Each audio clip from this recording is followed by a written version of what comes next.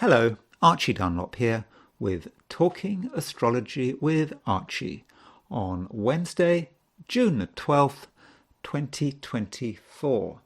Recently, I have been talking about politics rather too much, and today I want to focus on one incident that isn't political. It is tragic, though, and it is the case of a 60-year-old woman in California who's just been sentenced to 15 years in prison for killing two children. I think it was second-degree murder. She killed them while racing racing, I think in and around Los Angeles. And it's kind of surprising. You hear about racing, where I am here in Washington State, you can always hear racing in the distance, in the background at night. And you wonder who is doing the racing. I suppose the stereotype of people doing racing, is young men. And it seems to be almost acceptable when you complain about racing. I don't complain about it. When people do complain about it, it's almost seemed to be natural. It's what people do. But what you don't think of in terms of racing is a woman in her late 50s. It was 2020 when she killed the children in September. She killed two children. I think the family were walking across this road at 7:10 in the evening, and she was she'd drunk, she'd had alcohol in her system, I think she had Valium in her system. She had been racing her boyfriend, and you would have thought she'd know better. And I suppose the reason why this case is getting so much attention is because of who she is. She's not just anyone, she's a socialite, and she's got money, and her husband is a plastic surgeon, and she's involved with some charity relating to burns victims, and she's described as a socialite and so on. And so that's what makes it special. That's why it's getting so much news attention, certainly in the US. And so I thought I would look at this case. No politics. Actually, I might have a very quick look at Rishi Sunak's chart, the British Prime Minister. Very quick. I just wanted to spend about 30 seconds, 1 minute on his chart to make one point about his insensitivity in missing the D-Day ceremonies. But really, I don't really want to talk about politics in this video. And so, I just want to look at what was going on when the accident happened. What about her chart? I have her date of birth. She was actually born on Donald Trump's 17th birthday, which would be June the 14th, 1963. But I don't have a time of birth. But I'll be looking at what was going on when the accident happened and what was going on when she was sentenced. So she was, as I said, she's been sentenced, I think, to 15 years to life. It doesn't mean to say she'll have to serve 15 years, but we'll see. But before I look at the case of this woman, her name is Rebecca Grossman, I want to look at the astrology and the I Ching for today, which is Wednesday, June 12th, 2024. So here is the astrology for today. Here's the chart, as usual, set for noon in New York. And you will see that the moon is in Virgo. So here's the moon at noon in New York, 5 degrees, 11 minutes Virgo. So the moon actually goes into Virgo, or went into Virgo, depends on where you're looking at this video from, at 6:39 a.m. London time. So that's pretty early in the morning, London time. So if you're in the Americas or Western Europe or Africa, you can probably take the view that the moon is in Virgo all day long. If you're in Australia, New Zealand, well, okay, most of the days the moon is going to be in Leo, and so it won't be until this evening that the moon goes into Virgo, or perhaps a very late afternoon. So this changeover from Leo to Virgo is quite important, because Leo is a fire sign, and there isn't much fire around.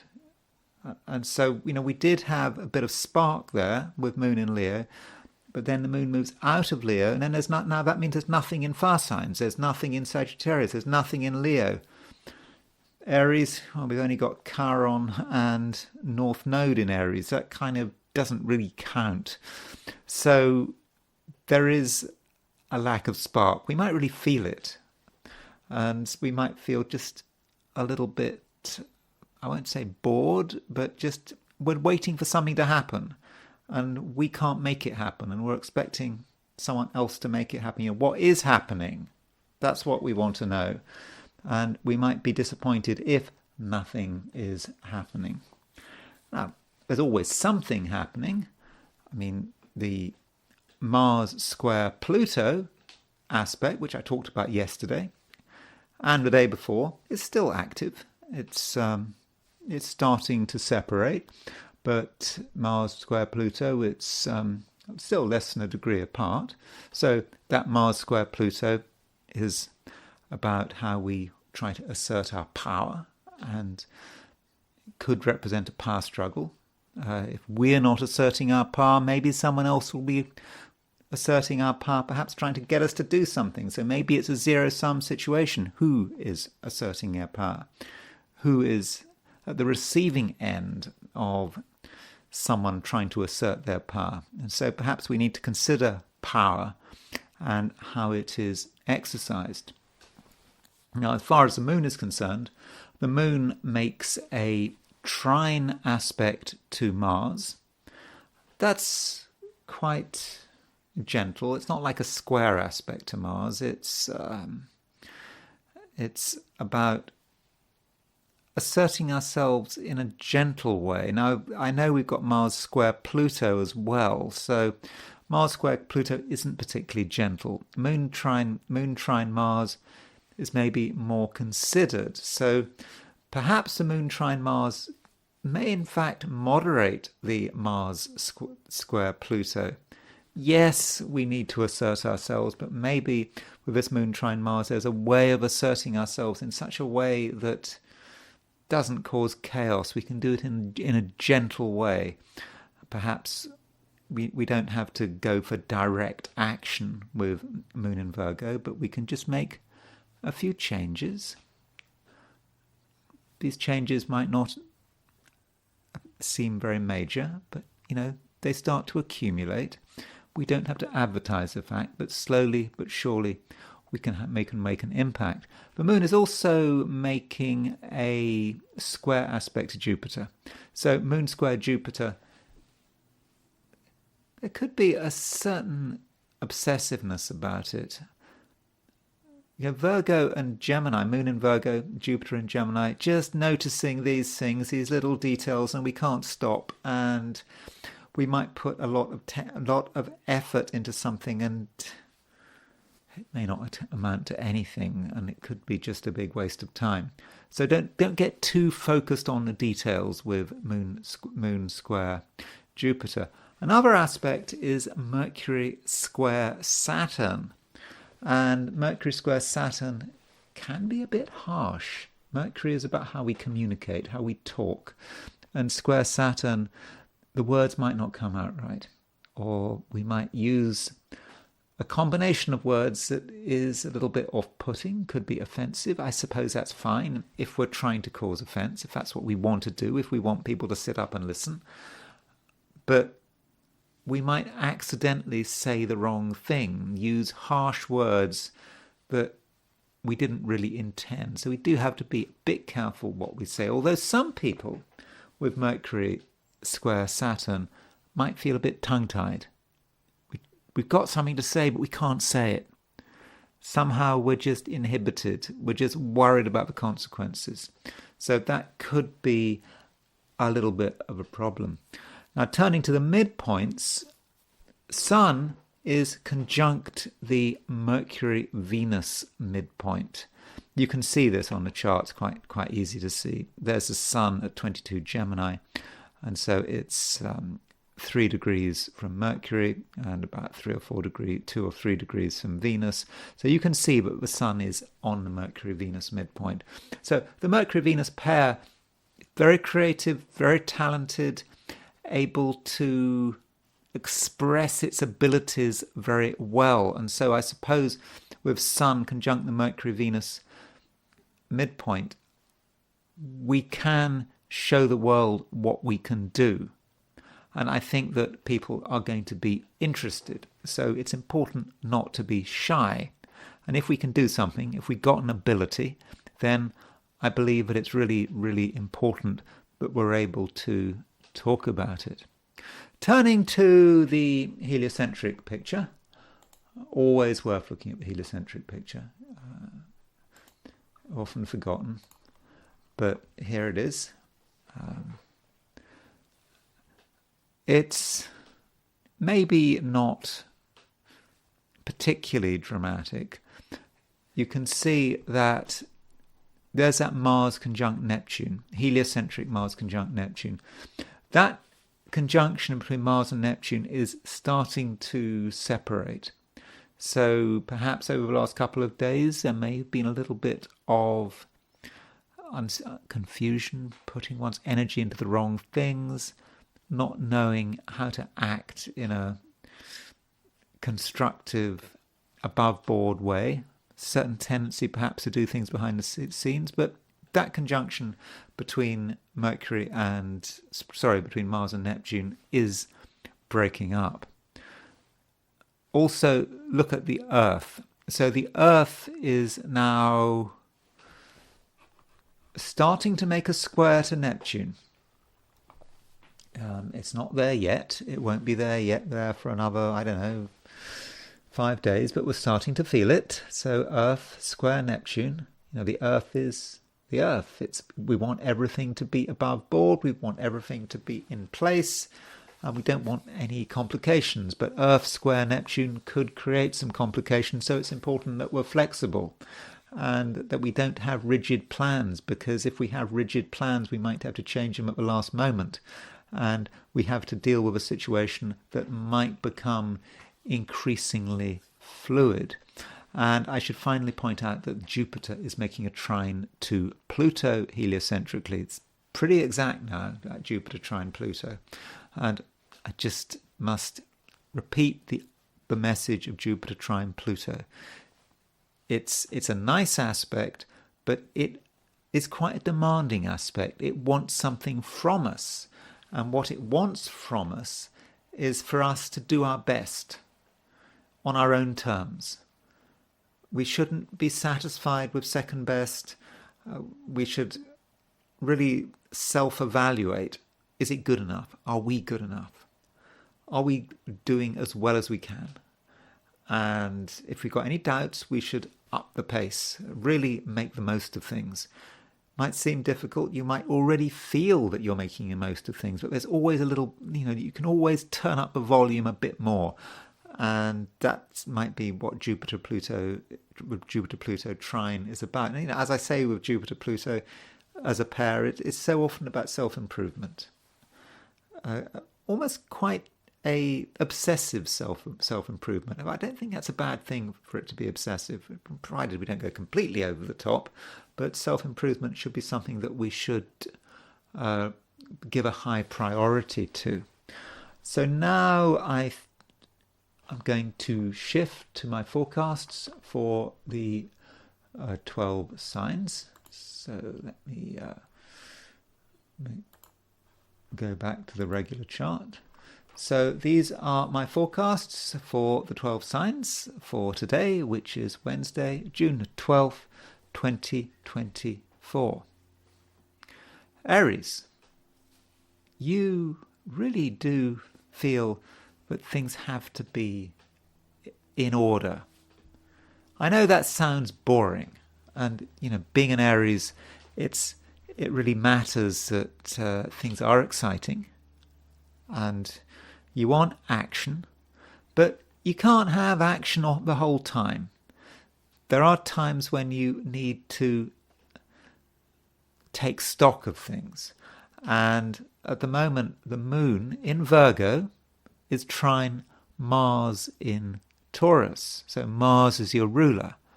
It's in Taurus, which is a material sign. It's an earth sign. Moon is in Virgo, another sign that's very focused on the material world and the details of the material world. There are details that need to be sorted out, that you can put a lot of energy into making sure that everything is in order. Yeah, it sounds boring, but that doesn't mean to say that it's a bad thing to do. And I think that you can actually put a lot of energy into making sure that everything is in the right order, that all of the details are sorted out, because it's not just about moon trine Mars. It's the fact that Mars is square Pluto. Mars is your ruler, square Pluto. An obsessive need to make sure that everything is straightened out. And yeah, don't worry what other people are thinking. Don't worry if it feels a bit boring, because it's the right thing to do. It really is the right thing to do. It's what feels right and what you need at the moment, because things are slowing down. And if you want to take advantage of future opportunities, you must make sure that you yourself are properly organized. And it's made more important by the fact that if you have no organization, if you have no structure, then there might be a danger, Aries, that you start drifting off on fantasy and fantasies, and that might seem a bit of a problem. But you have to work out what's going on. I mean, if you look at the chart, you see that Mars is actually conjunct the Jupiter-Neptune midpoint. So Mars is your ruler. Jupiter conjunct Jupiter-Neptune midpoint can be about fantasy, can be about false hope. Okay, there's always a chance that false hope, that might be turned into something real and realistic, but the odds are against you. And you really don't want to get involved in speculative thinking. So how do you stop yourself getting involved in speculative thinking? Well, it goes back to what I was just saying. You've got to make sure everything is in order and that you are realistic. Mars, moon trine Mars, in Earth signs, you need to focus your energies on what is possible and not on some vague fantasy that actually has no hope of realization. So I'm sorry to sound a little bit boring there, but it's okay. I think it can be an okay day. In terms of relationships and other people, I think that over the course of the day you could be interacting with a couple of people who are actually quite decisive and quite dynamic. That's just what you need, dynamism, because perhaps you yourself don't actually feel you've got the dynamism. I know you're normally very dynamic being an Aries, but today it's just not quite there. And there are a couple of people who seem to be very sure about the way things are and what they want and what initiatives they want to take. And okay, you can't just follow someone's lead just for the sake of it, but you can be open certainly to interesting suggestions. And I think there could be some interesting suggestions. You've got people showing the dynamism, which, as I've said, you may be lacking. Taurus. I think that you are now pretty familiar with the new reality. The new reality is that you are in a position to make things happen. I don't think that was the case up until a few days ago. It was always about you having to wait for the right moment, for perhaps for you to be maybe dependent on other people. But yeah, things are changing, and I think that right now you have a clear sense of who you are and what you want to achieve. Now, one reason why I think that you have this clear idea is because of this square between Mars and Pluto. You know, whether or not this square between Mars and Pluto is a good or a bad thing depends on a number of factors. I think it does depend on your sign. I think from a Taurean perspective, it's quite useful. You know, you've got Mars moving through your sign, square Pluto in a very high profile sign in Aquarius.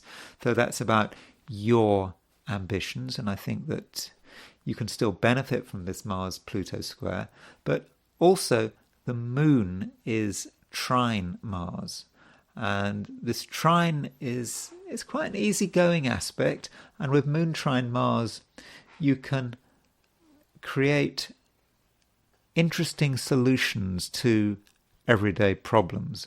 Solutions that they're your solutions. They haven't been created by someone else. You can look at things in actually quite a creative way. You know, yeah, sure, you understand that details are important, but at the same time, you understand that the big picture matters. You know that you can't get completely bogged down in detail. And with the moon trine Mars, I do think that you have a lot of energy at your disposal. So I think that is good. Now, if there's a problem, it may be connected with the fact that the moon is square Jupiter. Moon square Jupiter, I'm not convinced that that's a particularly helpful aspect. And it may be about spending too much money or getting overly obsessed about money or thinking that money will solve a problem. Money is not going to solve any problems today. You might think it's going to solve a problem. You might think, oh, we've got this problem, we've got to spend some money. It's always about spending money, or thinking that just because something is more expensive than something else, it's better. That's not necessarily the case. So there is some danger here, Taurus, that there's a bit of financial exaggeration and that you spend more money than you need to. And I suppose that's perhaps in keeping with the fact that many Taurians have got an indulgent streak. So I think a little bit of self-discipline is important there. And you also have to understand that you can get your way and you can create the kind of world you want to live in without having to spend a lot of money. Indeed, not without having to spend any money. You know, if it really matters to you, if it's an integral part of who you are, then it's not about price tags. It's just about being yourself. Gemini, you do have a strong sense that you are in the right. It's really very strong. Now, I understand that Geminis often think they're in the right. You know, they've worked it through, everything makes sense, and if I tell you that you have a feeling that you're in the right, you might think, well, you're stating the obvious. Remember, I'm a Gemini. Do I think I'm right about everything? Well, maybe as I grow older, I start to accept that there are a lot of things I'm completely wrong about. But today you do need to guard against that kind of arrogance of thinking you might be right about everything, because I don't think that you necessarily are. But there are certain things that you are definitely right on. A couple of core things, core issues that you really have worked through, that you are an expert on, and your rightness cannot be doubted. And if you're able to speak with authority and conviction, then I'm very confident that people are going to listen to you. And, you know, why shouldn't they speak? Why shouldn't you be able to speak with confidence and conviction? Well, I suppose that depends, doesn't it? one of the major aspects today is a square between Mercury and Saturn. And this square between Mercury and Saturn could manifest in a number of ways. Now, we mustn't forget that Mercury is the ruler of Gemini. So one way in which Mercury square Saturn could operate, I'm not saying it will operate, by the way, is that you might have negative feelings about yourself and your prospects and what you want to do with your life and what's going to happen next. You just might think that it's all too difficult, that it's impossible, and you might ask too many questions, and you might think, no, you can't do this, I can't do this. That's one way in which as Mercury square Saturn could work. I would urge you not to think that way. Still, I do get that many Geminis today are going to feel quite negative. Perhaps when they get up, they'll just feel negative. What's the point? Standard Gemini view, Geminis can be negative. But if you use the Mercury square Saturn in an effective way, you can turn it around. You will have a great sense of what is right and what is possible, and you will be realistic. And if you know what is possible, then you can choose your tasks and you can choose your targets. And the targets you choose today will be absolutely achievable. And I really do think, actually, that this Mercury square Saturn could be useful to you, Gemini. It will allow you to focus on what is important and not to get, you won't get distracted. And if you have any position of leadership or authority, I think you're going to be really able to leverage it. People are going to look to you for guidance, and I'm very confident that you'll be able to provide this guidance. Now, what you must not do with this Mercury square Saturn is to upset people by saying the wrong things at the wrong time. Gemini's a very verbal sign, and you just might say something that causes a bit of upset. It's a mistake. You say something you didn't mean. But once you've said it, it's difficult to take it back. So don't be too cutting with your words. Your words are there to create connections. They're not there to create division. So I think if you get that, I think that you're going to be okay. Cancer. The moon is in Virgo, and that is a change. I don't think with the moon in Leo you were entirely comfortable with that sign position. The moon in Leo doesn't actually work very well. I think the problem of the moon in Leo is Leo's just too hot for the moon. It's too fiery. And using traditional astrology, the moon doesn't actually have any dignity in Leo. And so when the moon goes into Virgo, there is going to be a great sense of relief. And I do think that you're going to be in a stronger position, particularly by night. This is because the moon rules the earth signs by night. Venus rules the earth signs by day. And so with the moon moving into Virgo, the night is perhaps your time. Now, of course, that depends to a certain extent on what hemisphere you are. So if you're in Australia, New Zealand or South Africa, the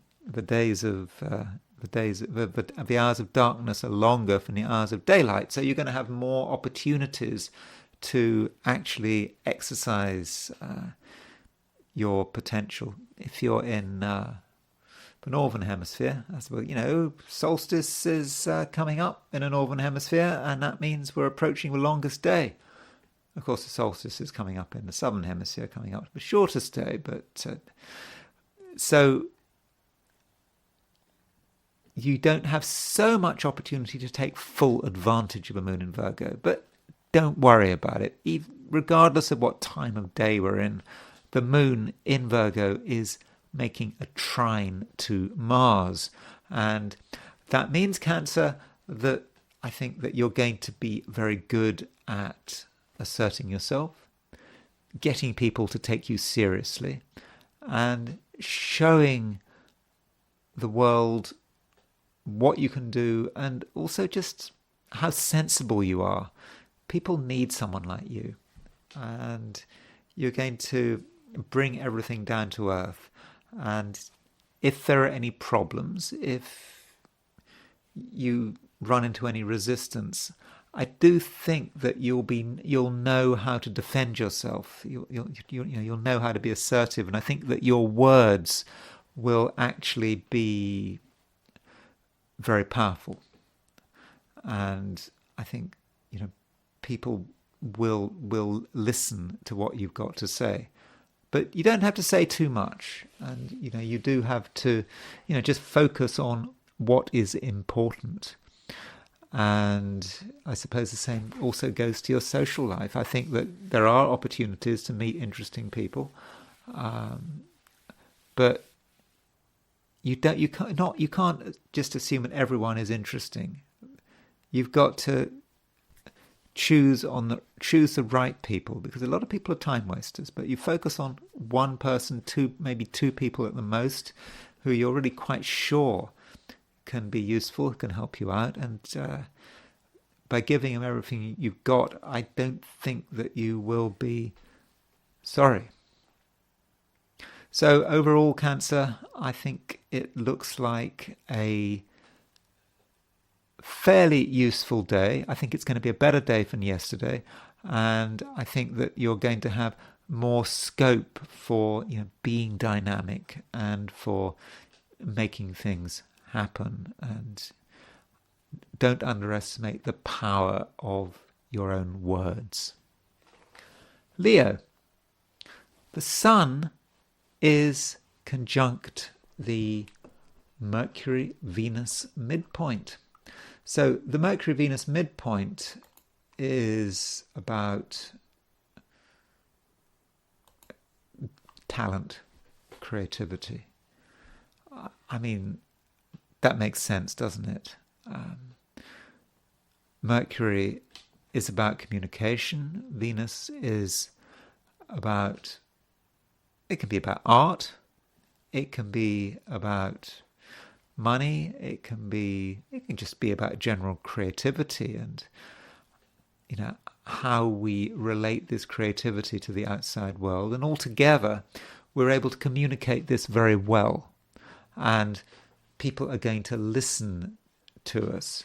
So if you've got skills or talents that you haven't been revealing, or perhaps you've been building up in private, now might be the time when you can start to get these talents out into the open. I think that people will really appreciate it.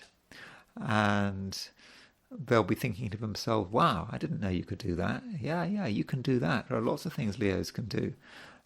Maybe for one reason or another in the past, you haven't been entirely open about what you can do, but now might be your chance. And perhaps you can use your friends and your social life as a testing ground. When you display a new talent, just see how people respond. It's not a new talent, I don't think. It's actually something that you've been working on for some time, but in the past hadn't been recognized. But I think now you can get recognition.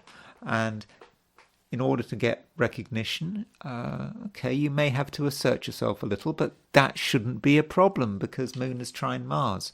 And that Moon trine Mars, relates to money and work and career and business. It all comes together.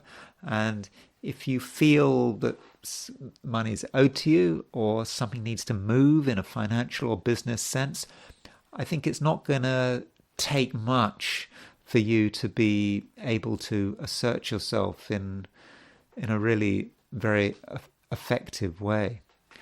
Though when dealing with people who are very close to you, be careful, because there is a square between Mercury and Saturn. And with that Mercury-Saturn square, someone might say the wrong thing or say something without really having thought it through. Now, that person might be you, or it might be the other person. Now, if someone else has said the wrong thing, yes, you could get offended, you could get upset. But you do have to consider the context. Just because someone says something offensive doesn't mean they intended it that way. The words just slipped out, and yeah, you might feel that, that's the end, but it needn't be the end. I think you have to make a special effort to really understand why people said what they said. And for your part, you can't assume that anyone's going to be particularly tolerant of verbal mistakes. So do consider what you are saying.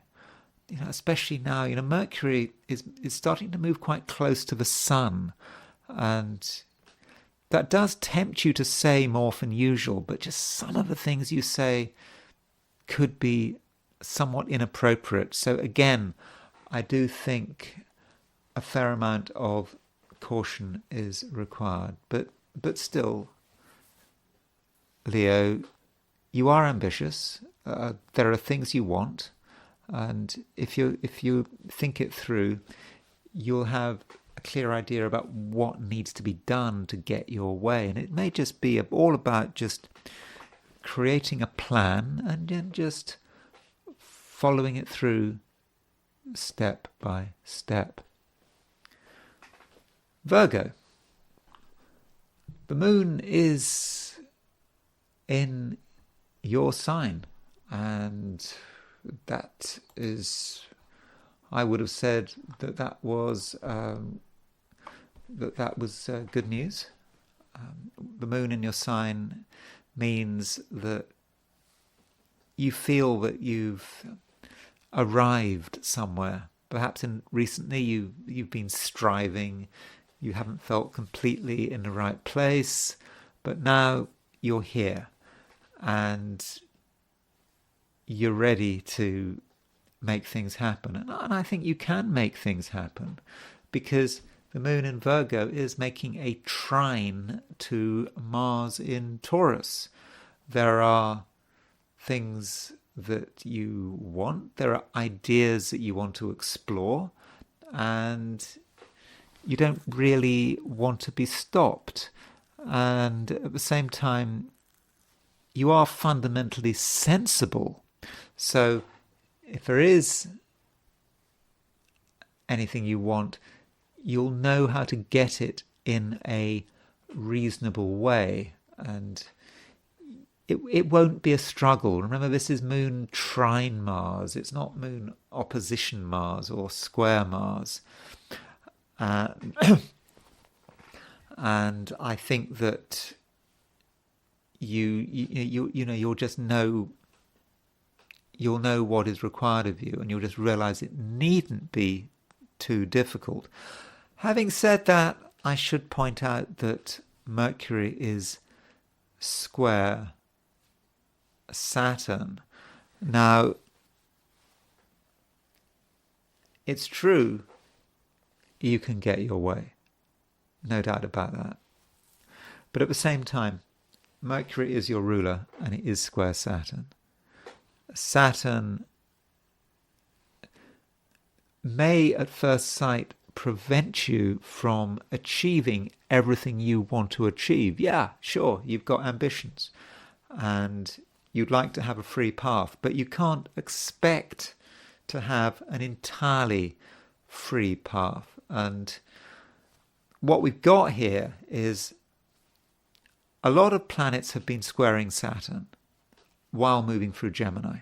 So the Sun in Gemini squared Saturn.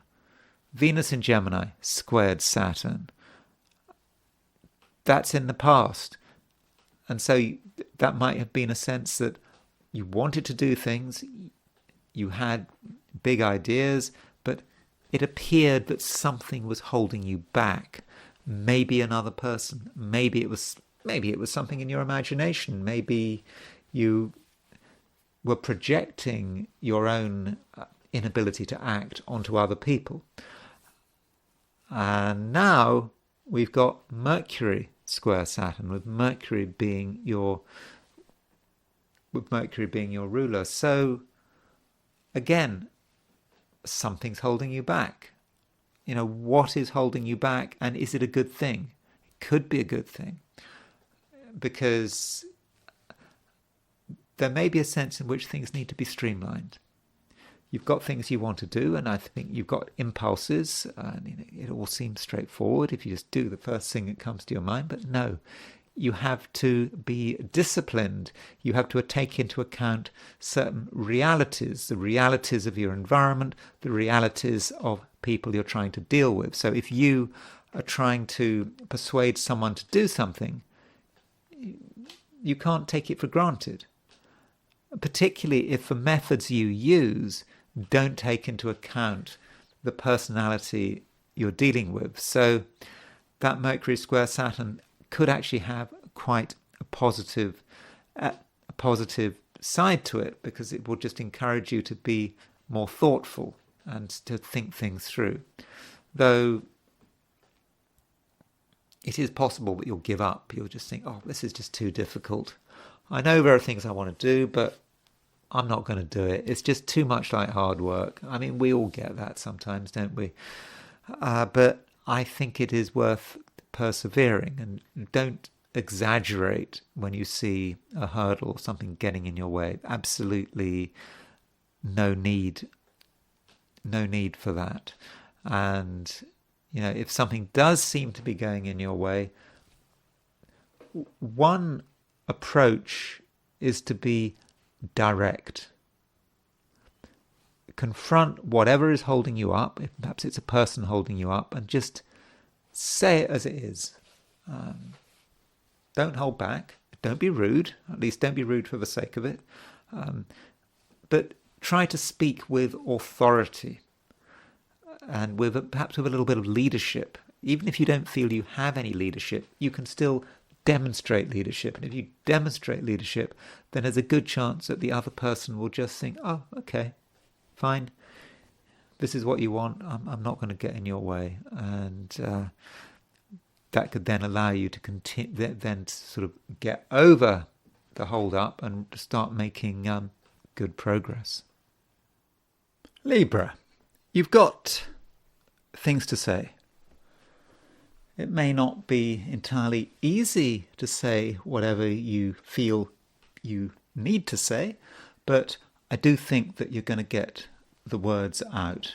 I think that you will recognize that you can't wait forever, that certain people have to understand something right now, and if you leave it for later, you might miss your moment.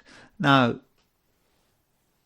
communicating may not be 100% easy, perhaps because you feel that the circumstances aren't entirely right, that you maybe aren't able to come up with the right words, but it doesn't really matter, because it's not about style.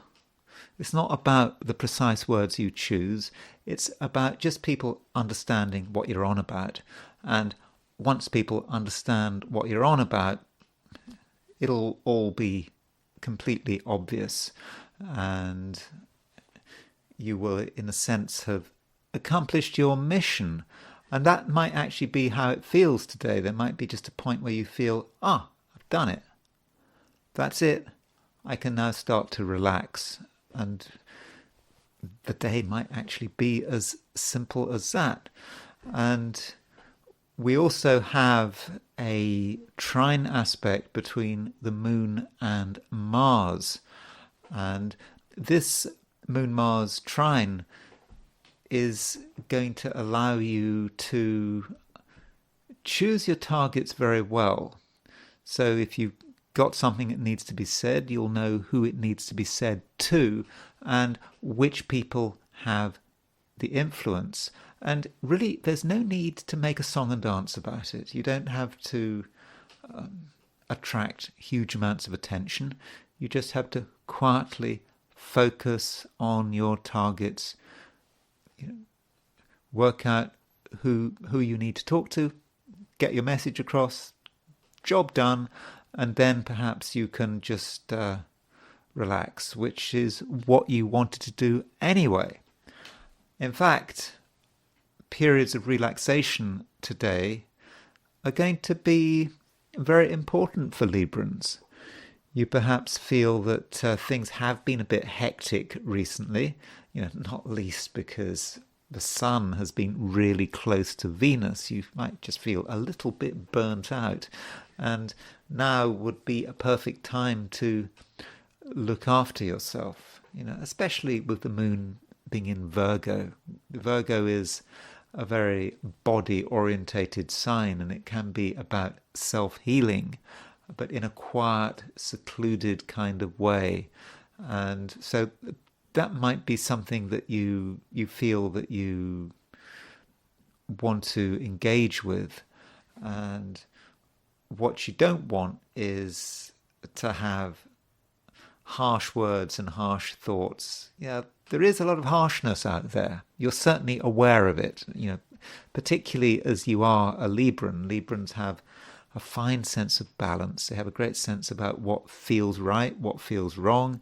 And you can see that harshness, and really you don't particularly want to engage with it. And that is absolutely fine. And really, Libra, that's all I've got to say. It's all about what you have got to say. Making sure that you are understood. Once you're understood, you can step back and perhaps enjoy your own company, or perhaps enjoy the company of people you really care for and trust. But try not to feel the pressure. It's not a day to be pressurized. Let other people have to deal with all of that pressure. Mercury square Saturn. That's the main aspect today, Mercury square Saturn. But it's probably the most important aspect today, and you don't want to be involved with it. Scorpio. Over the last couple of days, I have been pointing out the fact that Mars, which is your ruler, is square Saturn. And I have perhaps taken the view that this square between Mars and Saturn has made you very focused on yourself, but also on the power equation. I think you've wanted to be in control, but you've perhaps known that you're not actually fully in control, and you've been trying your hardest to deal with the situation. Now, this Mars square Saturn is starting to break up. It's not as strong as it was yesterday. So you may feel a certain sense of relief. This pressure is not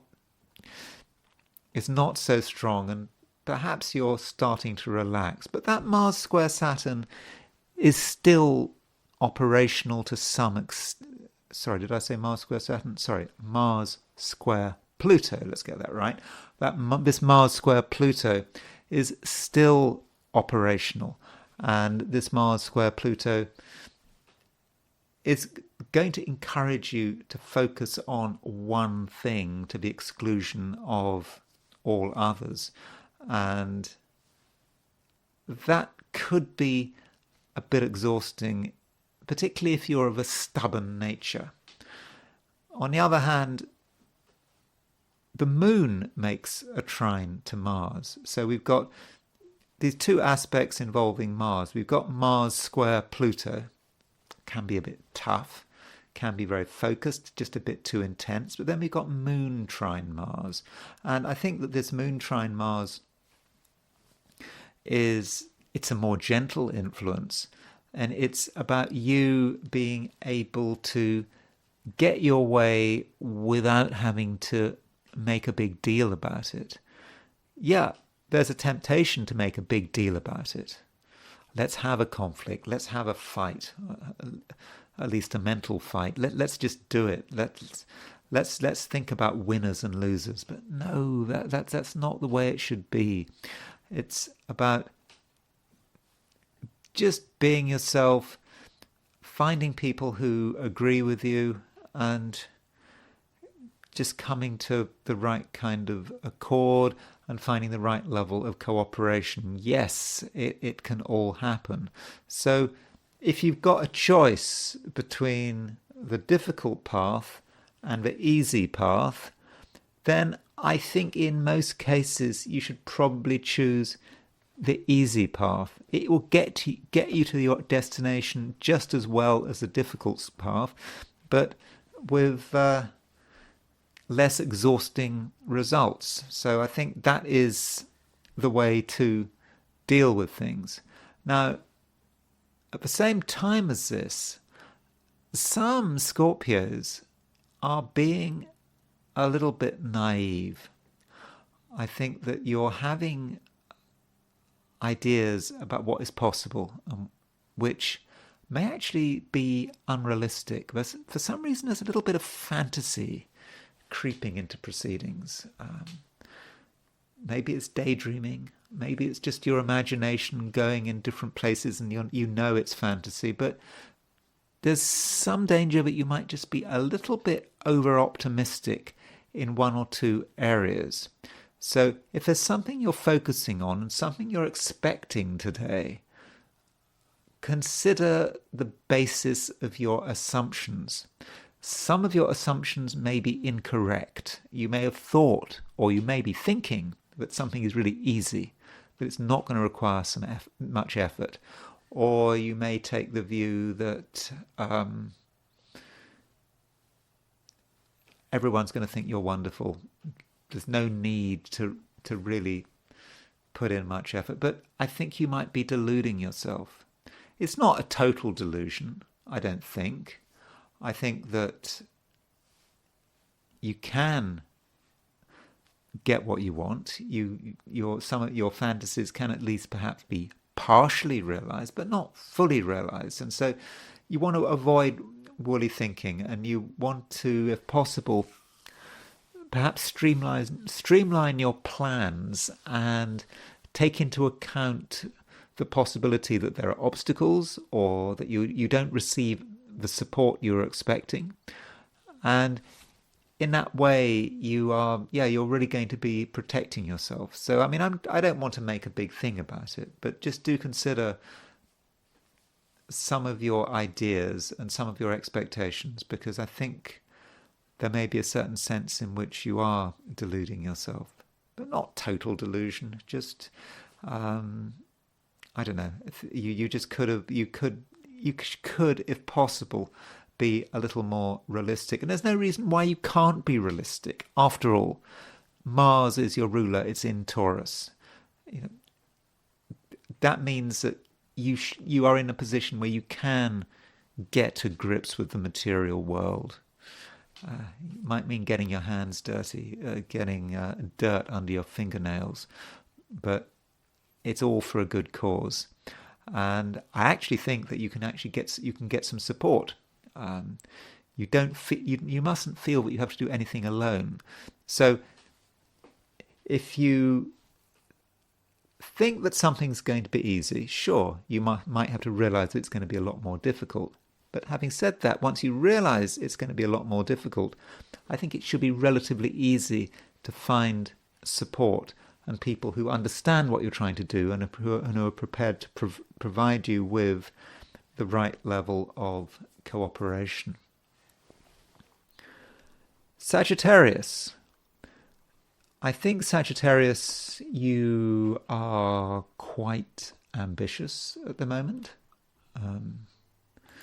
You have things that you certainly seem to want, and you want them now, or at least as soon as possible. And you also understand that that's going to require a certain amount of work. But I don't think, Sagittarius, at the moment you're particularly afraid of hard work. You just take the view that, well, the real work is actually creating the plan. And once you've created the plan, everything is relatively easy. You're prepared to go through the plan. And, that is always about, the plan is often the problem, isn't it? You've got the energy to do something. You've got the time to do something. But what are you supposed to be doing? What are the steps to achieve your goals? Well, today you can articulate those steps. Maybe it's just as simple as writing down a list. And you can go through that list, and I think you will make solid progress. And I think that there are certain details which maybe in the past you've missed, but now you can see those details very clearly, and you can proceed. Okay, it's not in a particularly typically Sagittarian way. You associate Sagittarius with excitement and action and spark. Well, that's not really what it's about today. It's just about going through things in a methodical way. And if you think there's some spark out there, some piece of I don't know, I won't say magic, but some kind of buzz of excitement, don't feel that it's necessarily going to be there, because at the moment, there are no planets in fire signs. Nothing. Unless you count Chiron in Aries, which I don't count, by the way, or the North Node in Aries. No, I don't count that. There is nothing in fire signs. And I know that's a problem if you're a Sagittarius, because you are a fire sign. You like a bit of spark, but it's not there. And that just means that you're going to have to be systematic. Go through the steps, and in the end, I think that you will reach your destination. Finishing up with other people and relationships, there may actually be some cause for optimism. It seems that you have the ability to transform your social environment, and where people are separate and where people don't really understand the common ground between them, you can actually create that common ground. And it's actually quite a transformative process. You might see people who appear to have huge differences and they can't work together, but you can actually change everything. And it won't take much. It's maybe just about projecting some kind of vision, but in a very solid, materialistic kind of way. It's a vision like saying, yeah, do this because you will be able to benefit in terms of A, B, and C. And that does mean that if you have any position of leadership, Sagittarius, if there are people working under you and cooperation is important, then I think that you will really be able to exercise this leadership in a very effective way. Capricorn. Probably the main aspect today is a square between Mercury and Saturn. So Saturn is, of course, your ruler, and Mercury is a planet of communication. And so I think that communication is certainly going to be important today, but it may be a little bit of an issue. You may be wondering whether or not you can communicate effectively. And I suppose there could be a certain amount of self-consciousness. You could be very aware of what you're saying and how people are responding to what you're saying. And you might think, am I saying the right thing? Are they offended? Is this the right approach? Are my ideas worth bothering with? So there are a few doubts as well, but I would urge you not to have these kind of doubts. I think you need to just trust yourself to get it right.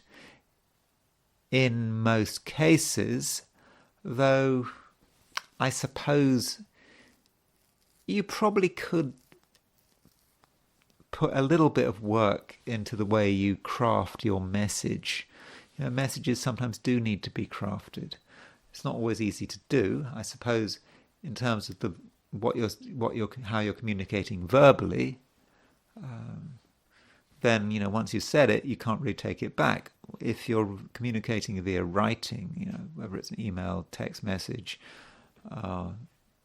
or something longer, there I suppose you can write things out. You can consider what words you've used, and then you can get things absolutely right, and then you can press the send button, or whatever it is.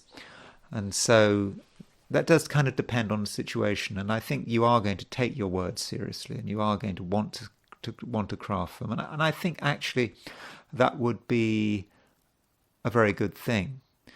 But by the same token, you have to also work out how you are responding to what other people are saying, because there is some danger, I think, that you don't take people seriously, or you listen to what someone is saying and you just discount it.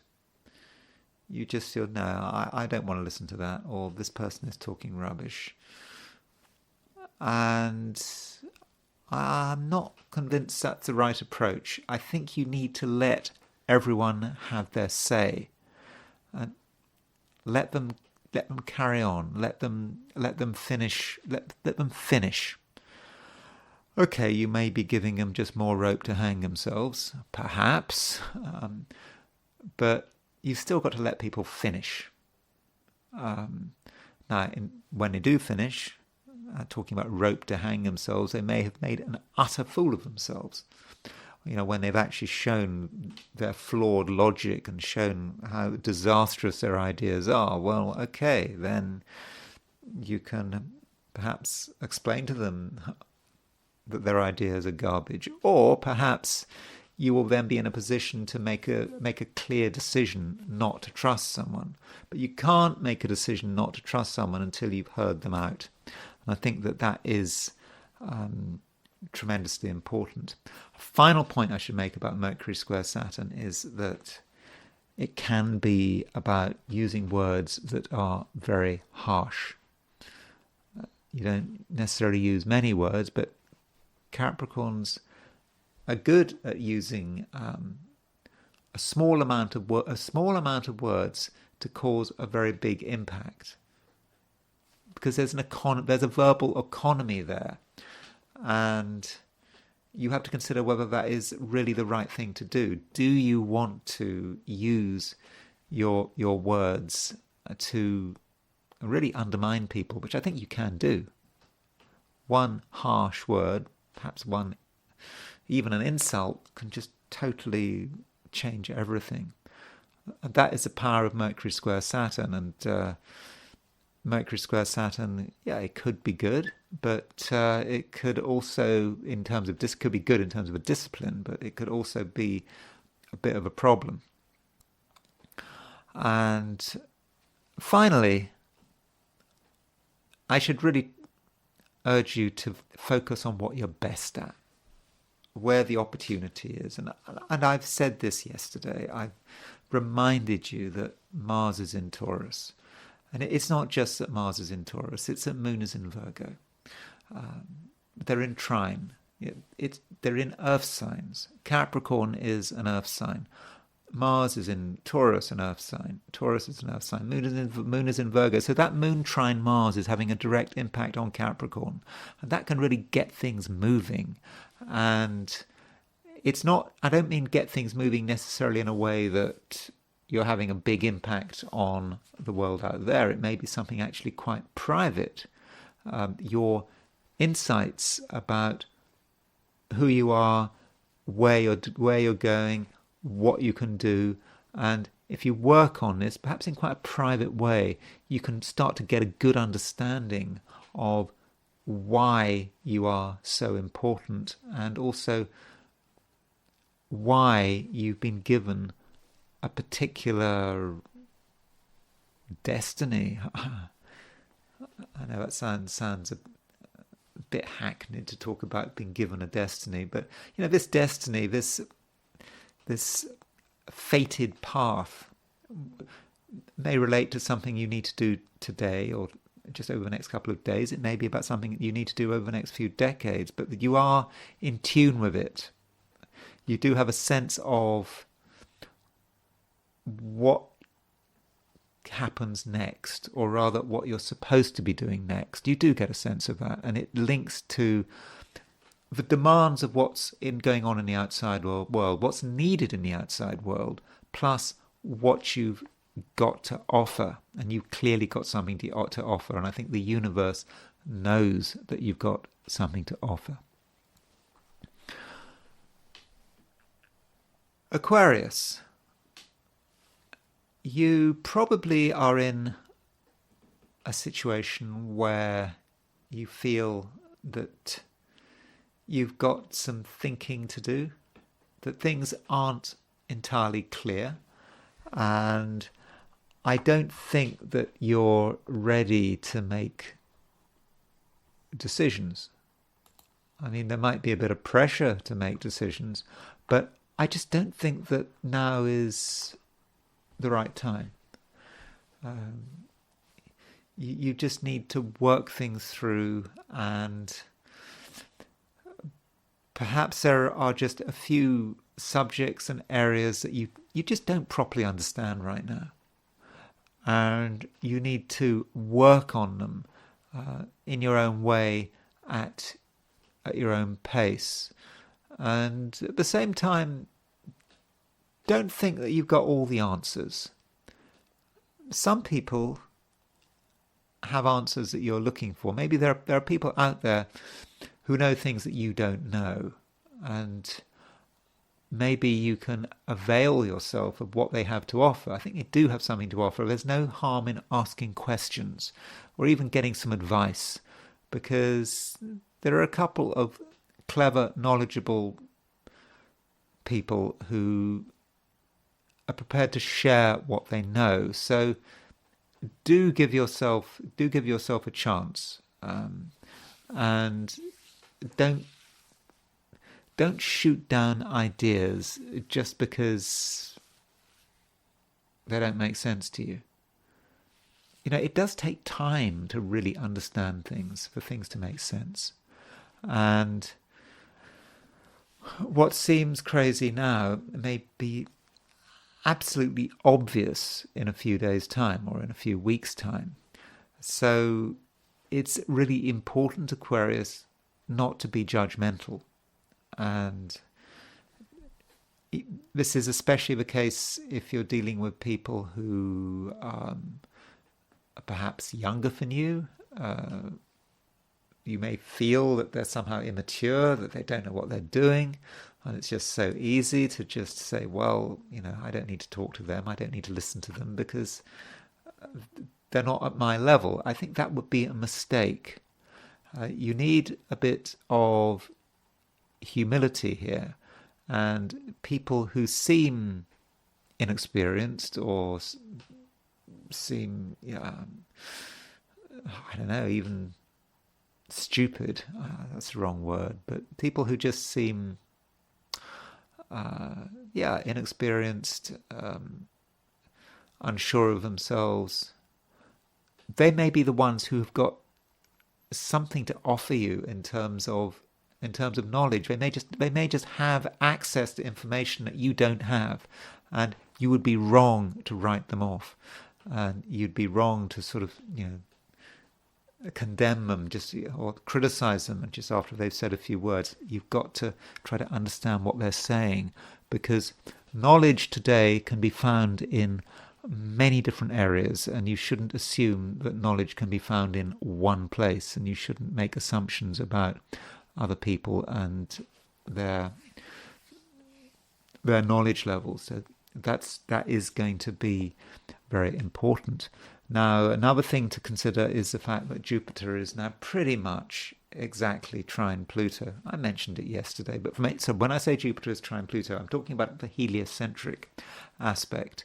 So it is very close, and it's just another day, with this Jupiter-Pluto heliocentric trine. It's just been forming over the last few days. It's now exact, and it is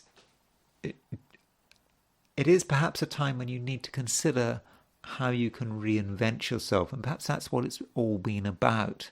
You've perhaps been too focused on one thing, and you've assumed that there's only one way of doing everything, and in fact there are several ways of doing things, and this is something that you need to be sensitive to, and you mustn't assume that the way you've been using, I don't know, over the last few weeks or last few years is the best way.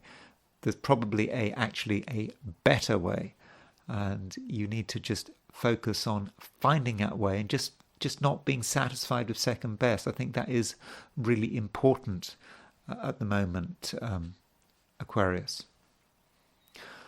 Pisces, you are aware that you can't do everything on your own. I mean, you'd like to do everything on your own in some respects, but it's just not possible.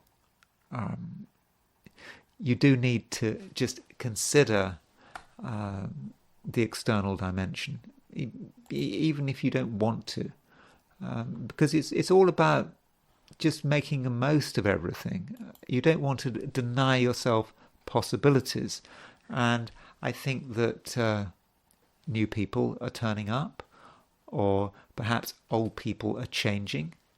When I say old people, I don't mean old chronologically. I mean just people who've been around for a long time. And people are in a state of flux. And you're in a state of flux as well. And you can benefit from other people. And you are going to be influenced by other people, for better or for worse. So it's just very important that you accept that situation and engage with it. Yeah, engagement is going to be important. There is a trine aspect between the moon and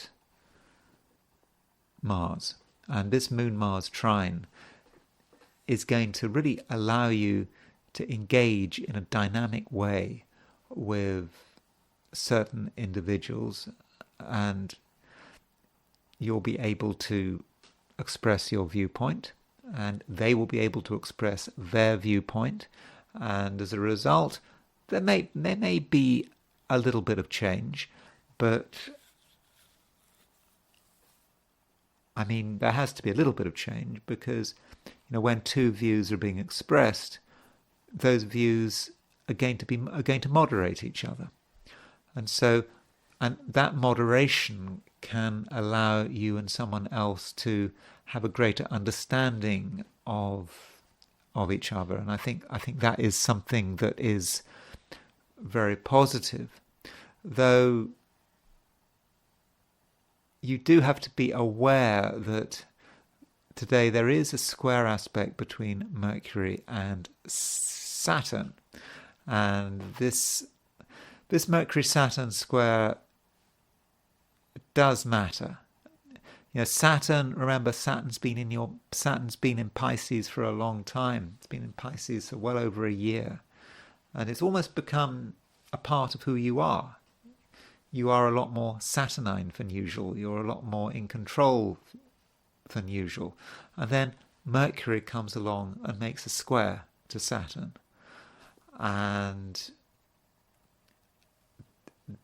that might represent a person who you disagree with. It could be a member of your family, someone quite close, and there's interaction there.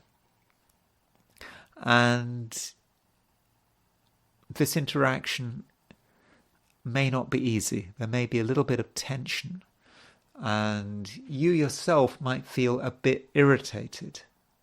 Maybe someone, is doing something or saying something that just isn't to your liking, or you just find it annoying, or maybe you just feel you haven't got time for someone. Well, I think it's just important that you do make time for people, especially if they're really close to you. Especially, indeed, if they're family members, you've got to make time for them, and I think you've got to be ready to listen. I mean, you might not be in the mood, but I think today it really is important, and then you can have a final say. In fact, you can always have a final say. I think that you understand the way things are working, and once you've understood, once you've listened to all the arguments and you've heard everything that's been said, you can perhaps sum it all up, and that's perhaps what it's all about, summing things up. Because it's true that people do have a lot to say, they have lots of ideas, but they can't actually see it through to the end, see it through to a conclusion. But you can look at the overall picture, and you can bring it together and bring together the salient points. And actually, in this way, you may find today that you're able to make up people's minds for them, and in such a way that they won't mind it, because you'll be making things a lot easier for them. And that's it for the 12 signs. And what I want to do now is look at the I Ching. And so I asked the question, what is Wednesday going to be like for those watching the I Ching segment of this video? And the first hexagram I got was hexagram number 62, which is preponderance of the small. In fact, this is the only hexagram I got because there were no moving lines. And this does, in a way, make things easy, or relatively easy, because it's indicating that whatever we're doing at the moment, we must not be too ambitious. It's not a day for having huge targets, for having lofty goals, for thinking we can fly too high. No, we mustn't fly too high. There is strong advice from the I Ching, but if we were to fly too high, like a bird flying too high, we could get in trouble. I mean, using a sort of a hunting metaphor, the bird that flies too high can get shot down, and that's obviously not what we want. We need to focus on small tasks, things that are easy and manageable. And in order to better understand this hexagram 62, preponderance of the small, it's worth looking at the nuclear hexagram. So when I have a hexagram that doesn't move, I do like to look at the underlying hexagram. Now, the underlying hexagram is not the answer to the question. It's just more about background. And the underlying hexagram, the nuclear hexagram, is, we find that by removing the top and bottom lines. So we have 4 lines left, and then the top line of the nuclear hexagram is the top 3 lines of the 4 remaining lines we've got left, and the bottom 3 is the bottom trigram.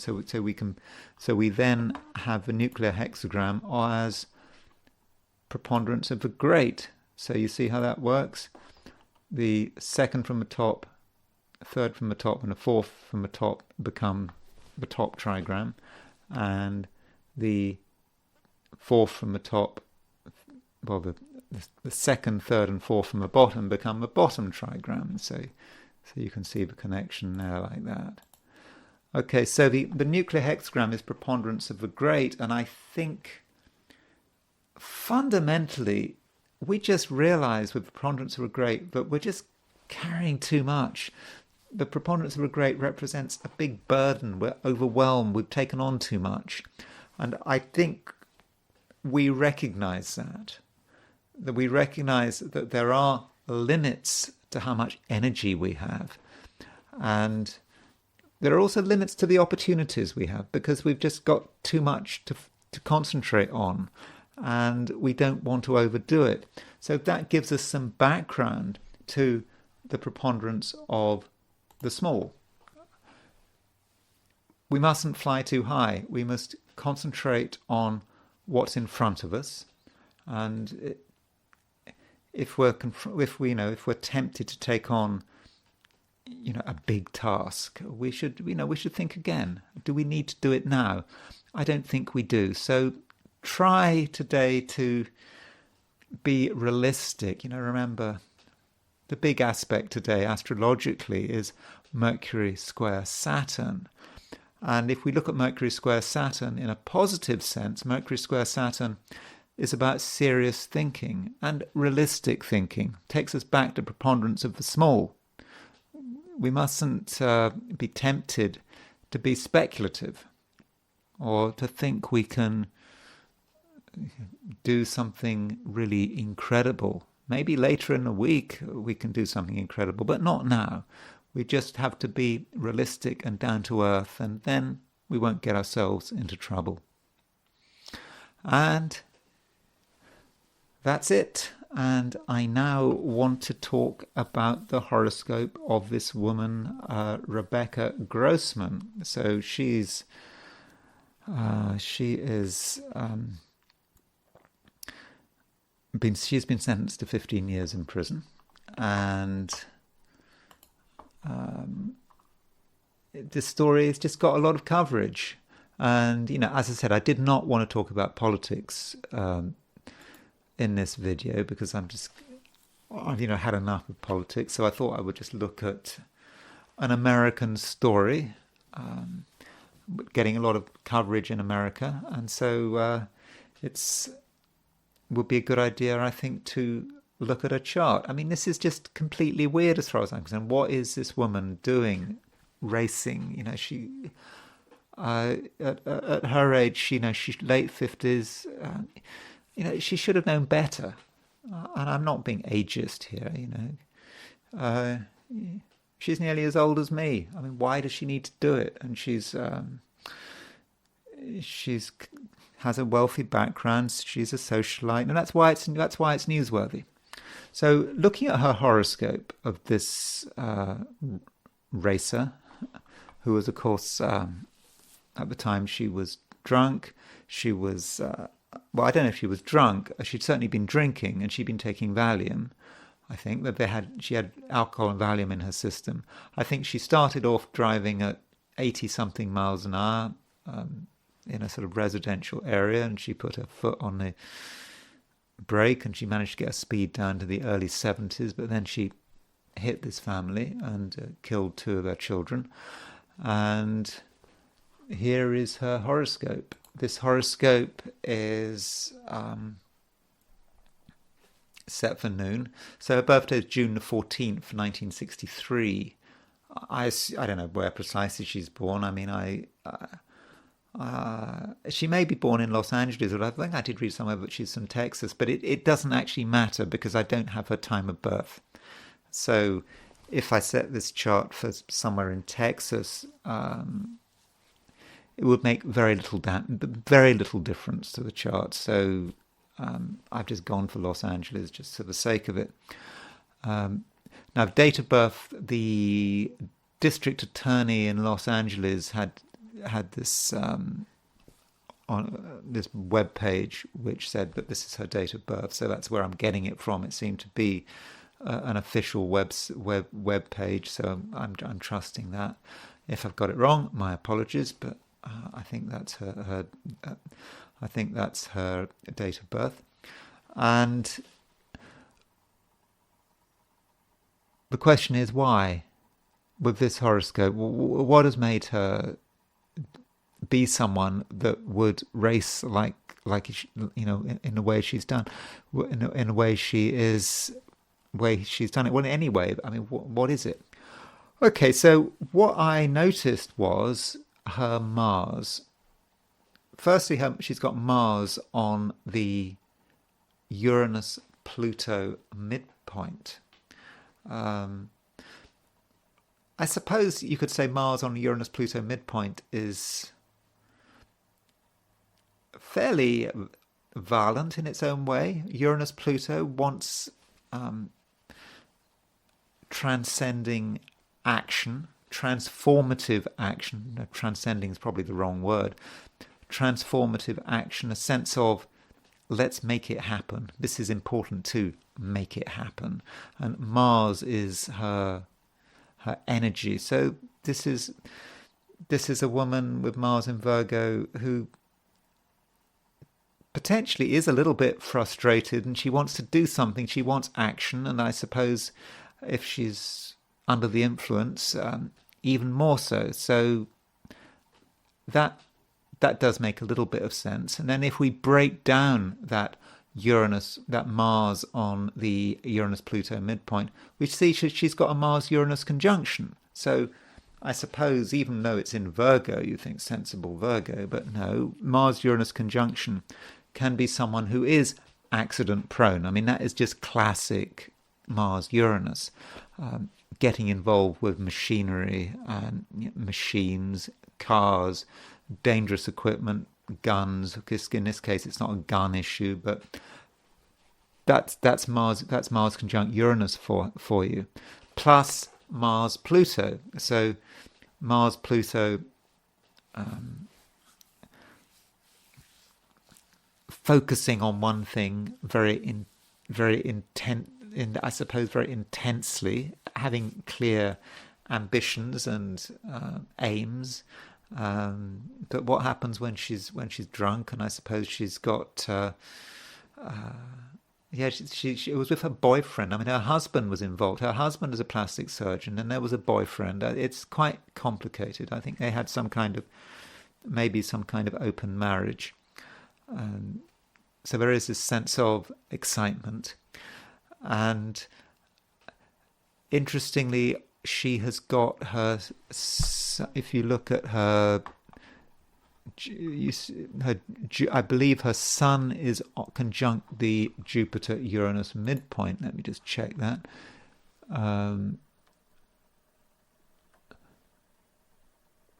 Yeah, there it is. Her Sun is quite closely conjunct the Jupiter-Uranus midpoint.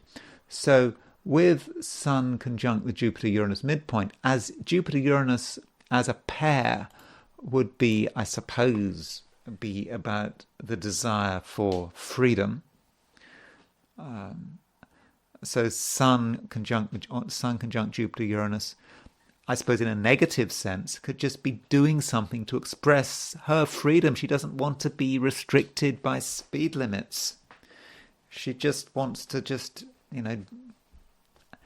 do what she likes. I mean, it sounds like a pretty primitive way of using Sun conjunct with Jupiter-Uranus, but I suppose it makes sense. Now, if you look at that chart and you ask yourself, what's the odd planet out? There's often a planet that is the odd planet out that doesn't kind of make sense. Well, I don't say it doesn't make sense, but seems to be different from the rest of the chart. Just to give you I just want to quickly show you another example of a chart, what I mean by this. I may be sounding a bit vague on this. Here's Boris Johnson's chart. It may just be me, but if you look at Boris Johnson's chart, when I look at that chart, I always think that moon in Scorpio is different. It doesn't quite fit in with the rest of the chart.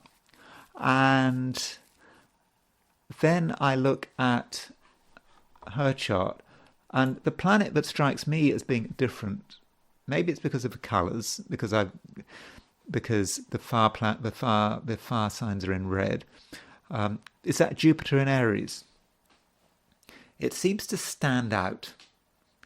And when we look at that Jupiter in Aries, I think as we look at it, we start to get a real feel for what the issue is here. So her Jupiter in Aries is sesquiquadrate her Mercury. Now, we don't have I don't have a time of birth for her, but Mercury is semi-square Jupiter. So you could say Mercury semi-square Jupiter. Well, you could say, well, I suppose it's about a lot of talking. That's one possibility. But there's a certain instability there.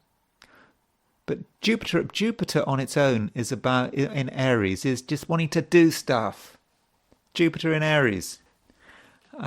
It's square in its semi-square Mercury, getting tense, getting frustrated. We need to do things. Okay. Then we need to consider, what are the midpoints that Jupiter and Mercury are on? Do they share any midpoints? And the answer is yes, they do. They share a very important midpoint. And both her Jupiter and her Mercury, I don't know whether you can see this, but there's her Jupiter. She's got Jupiter on the Mars-Saturn midpoint. And she has got Mercury on the Mars-Saturn midpoint. So both her Jupiter and her Mercury are on her Mars-Saturn midpoint. So Mars-Saturn as a pair, yeah, sure, it can be about frustration.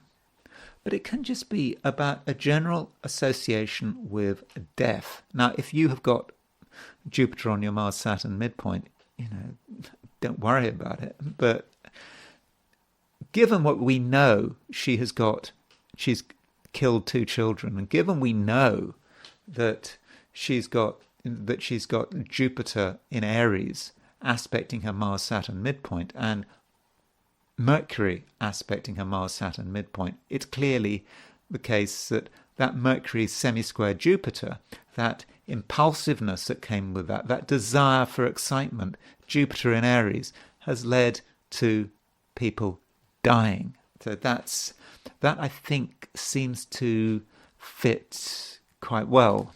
Antony Blinken, Secretary of State, US Secretary of State, he's got Jupiter aspecting the Mars-Saturn midpoint. And look at all the damage that he's causing in Ukraine. Look at all the people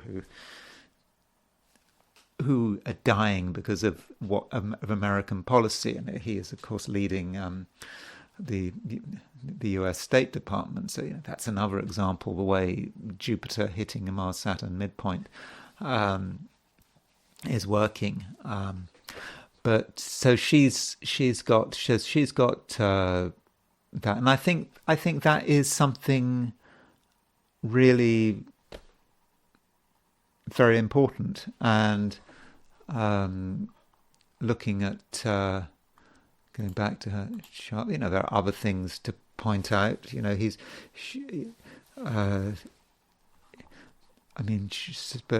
think that's the main thing. I'm really focused on this. Her moon.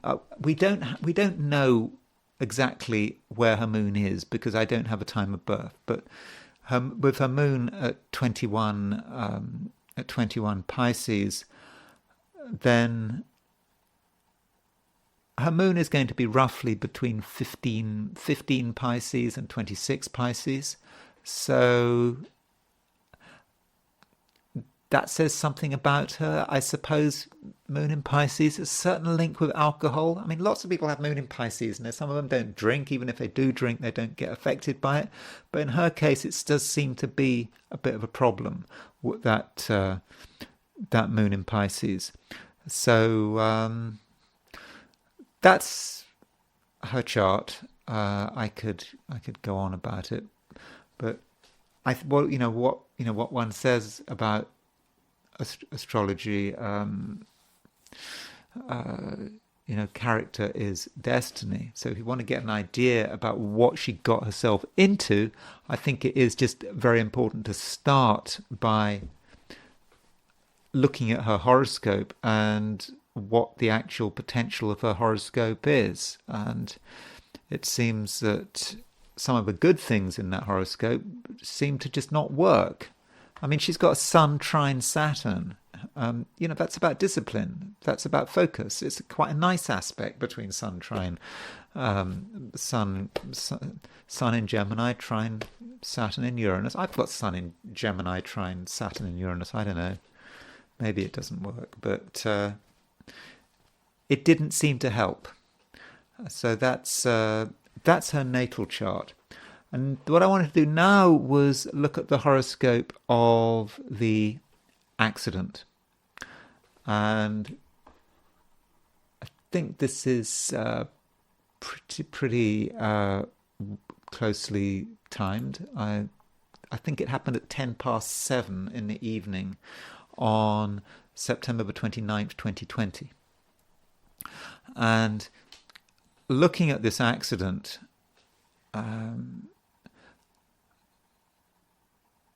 we see that there is an exact Mars-Saturn square. I mean, that is very unfortunate. Mars-Saturn square is, unfortunately, as a pair, is about death. And Mars was at 2517 Aries, and Saturn was at 2520 Capricorn. So it's almost as if when Mars and Saturn were exactly square each other, there was this potential for something terrible to happen.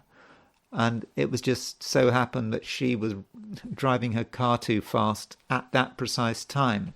And so with Mars-Saturn square, of course, that was the potential that immediately got realized. So the Mars-Saturn square is, I think, a very important feature of what was going on. Also, there was a Mars-Pluto square.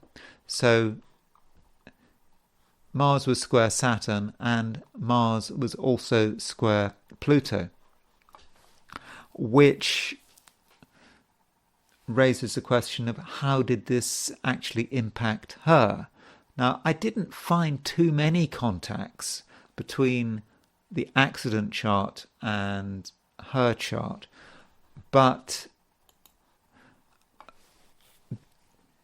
there are nonetheless some interesting things going on. So this woman, Rebecca Grossman, she was born with a Mars-Pluto conjunction. Not a particularly exact Mars-Pluto conjunction. I mean, it had an orb of, getting on for 4 degrees, but I suppose, it's good enough. But potentially that Mars-Pluto conjunction made her sensitive to the Mars-Pluto cycle. And so she was born on a Mars-Pluto conjunction, and she had her accident on a Mars-Pluto square. Let's make this a bit smaller. There is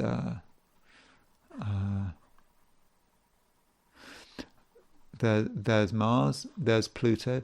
So it does seem that she was sensitive to that square, and that was what was happening. Now, one thing I don't entirely get about this chart is what was going on with the North Node. The North Node was at 2319 Gemini.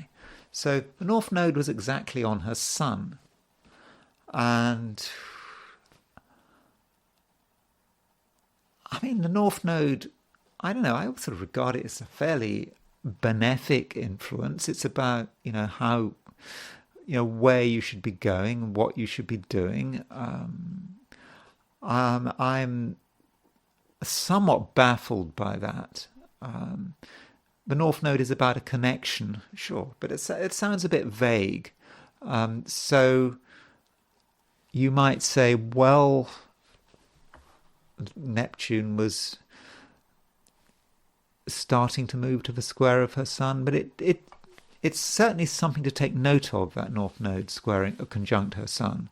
But this should have been a time where perhaps she was starting to understand her destiny. Maybe it was just a moment of destiny for her, but it seems unfair that 2 people were killed in order she could have her moment of destiny. I mean, that sounds absurd.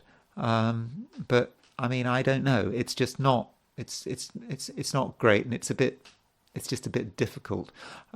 Also, Jupiter Jupiter was at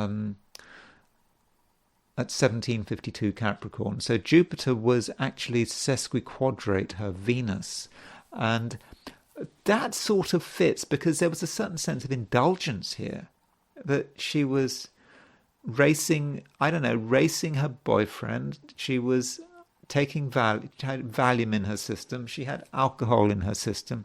That just could be how Jupiter sesquiquadrate Venus was actually working. So that there is a possibility there that Jupiter is certainly not particularly helpful.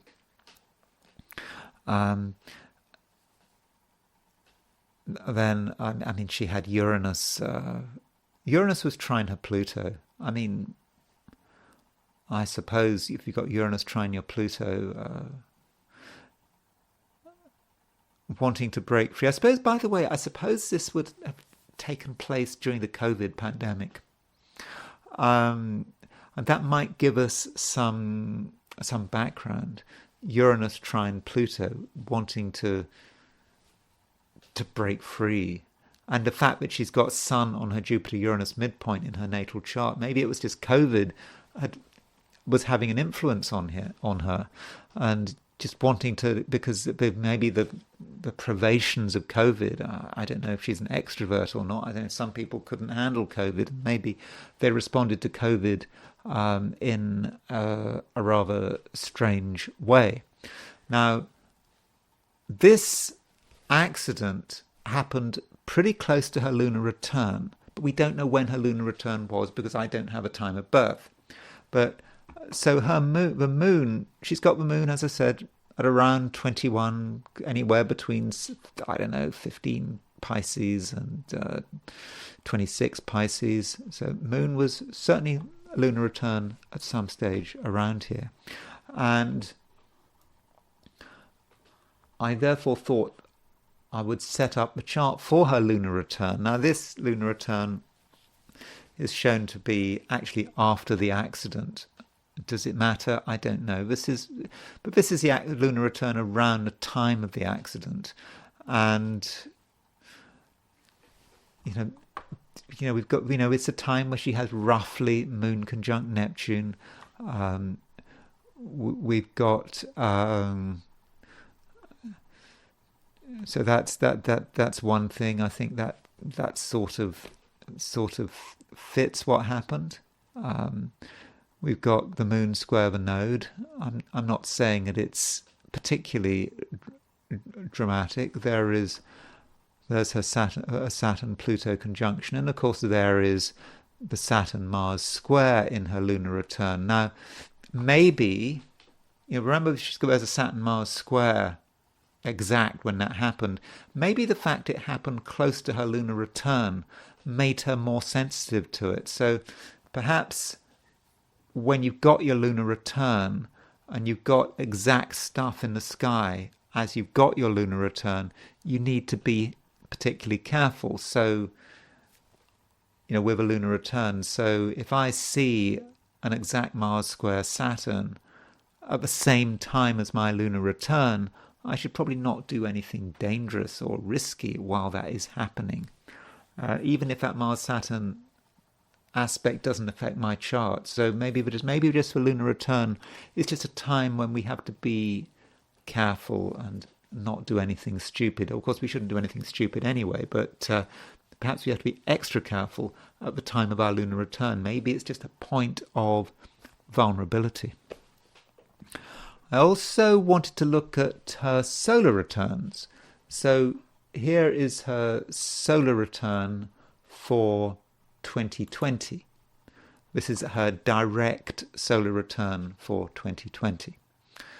And so this happened June the 13th, 2020. And so, remember, I don't know her time of birth. This is just her date of birth.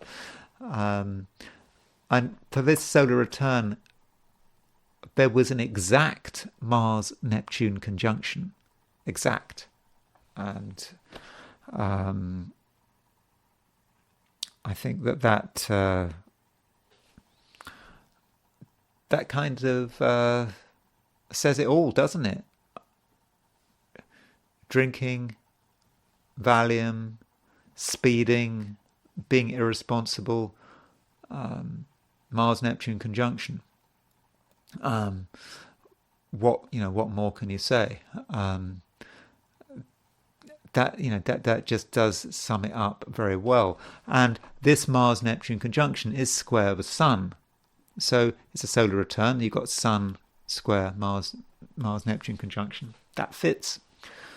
Then one might want to consider her converse solar return. So this was a solar return when she was 57. So she's just about to turn 61. She's just been sentenced. But so that she was 57. This is her 57th birthday. So, hence my feeling that she surely should have known better. But her 57th birthday. So we would go back 57 years to look at her converse solar return. She was born in 63.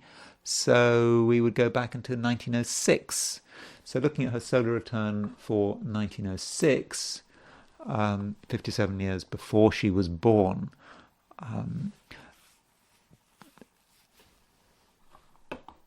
Sun-Pluto conjunction, for one thing. Certainly a dramatic year, a dramatic life-changing year, and also a life-destroying year as well. And tied up with Jupiter as well. See that Jupiter-Pluto conjunction. In fact, interestingly, solar return, there was a Jupiter-Pluto conjunction in her solar return, her direct solar return, and there's also a Jupiter-Pluto conjunction in her converse solar return. Oh, God, Jupiter-Pluto improvement? No, that doesn't work. It's Jupiter-Pluto wanting to push herself, I suppose. And there is a wide Mars-Neptune conjunction here. So I know it's wide, but when we've got a situation where you've got the same aspect in both the direct and the converse solar returns, you are really locked into it. One of those aspects in the direct one was exact, in the converse one would not be exact, but it wouldn't normally be a big deal if it wasn't exact. But the fact we've got an exact solar return on either side of this of her birthday really does indicate that 57 is a year of real Mars Neptune, and indeed that's what happened. And now we move to the sentencing. So she was sentenced on Monday. That's when she got her 15 years to life.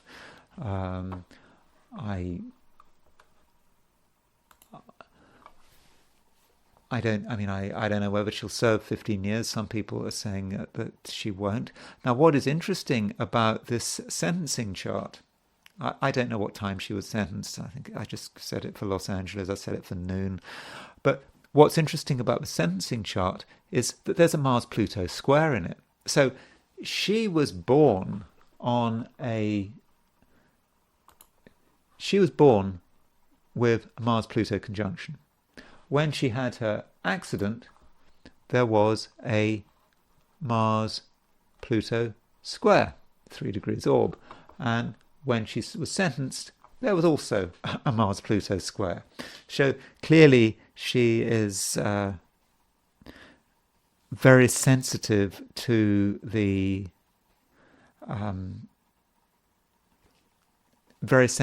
Mars-Pluto cycle. And I didn't really notice much else. I did look at her solar arc directions, but I don't have a time of birth, but I thought it was really just interesting, and perhaps as a lesson, as an astrology lesson. So if you have got an aspect in your chart, like she has with Mars-Pluto conjunction, it just may indicate that someone is going to be sensitive to that cycle. And I would have thought normally it would have to be an exact aspect. Now in her case, her Mars-Pluto conjunction was not exact, but still we have evidence that, yes, she was very sensitive to the the Mars-Pluto cycle. Now, I suppose I should just quickly look at to see if there's any transits happening when she was sentenced. It was just before her birthday, so the Sun was at 20 Gemini, and her Sun was at 23 Gemini. Now, we don't know where her Moon is, but Saturn was at 19 Pisces. Possibly she was having Saturn conjunct her Moon. Saturn was certainly in the same sign as her Moon. Now, I suppose if you take sort of a traditional astrology, you do look, you can consider whole sign transits, so that a Saturn could be transiting her Moon in the whole sign. So that may be part of it. So Saturn hitting her Moon, so that's certainly a possible transit there, but we don't know that for sure. North Node conjuncting her Jupiter. That Jupiter, I think, the fact she's got Jupiter on her Mars-Saturn midpoint, and that the irresponsible exercise of that Jupiter led to the deaths, because Jupiter, with Jupiter on the Mars-Saturn midpoint, and so perhaps North Node hitting her Jupiter, she's perhaps having to face the consequences of how she actually used that Jupiter or misused it. And really, that's it. That's all I've got to say about Rebecca Grossman. It was a big story, so I thought it was worth saying something. Of course, I'm sorry she had to do why she. I don't know why. I mean, this racing thing, I just don't quite get it. With America, I don't know. Sometimes you think that America is a bit lenient on traffic offences. I mean, when I came to America, I was really surprised when I was looking at when I had to do a driving test in America. I was surprised, for example, that the penalty for a first time being stopped for drunk driving was actually a 90-day ban. I think in Britain it's a 6-month ban, but 90. I thought America was tough on this kind of thing, but apparently not. I mean, 90-day ban seems to be pretty trivial. And this racing doesn't seem to be taken seriously in the city. When you complain about the city to racing, they don't seem to take it too seriously. But clearly, racing is a big problem, and it's not just young people that race. It's 57-year-old socialites, which is, it strikes me as being really bizarre. So anyway, thank you very much for listening. I hope you found that interesting. If you did find this interesting, I would be very grateful if you were to like this video. If you like the video and you're not subscribed, I'd be super grateful if you were to subscribe. And if you want to buy me a coffee, there is a link in the description. So thanks again for listening, and I will talk to you again tomorrow.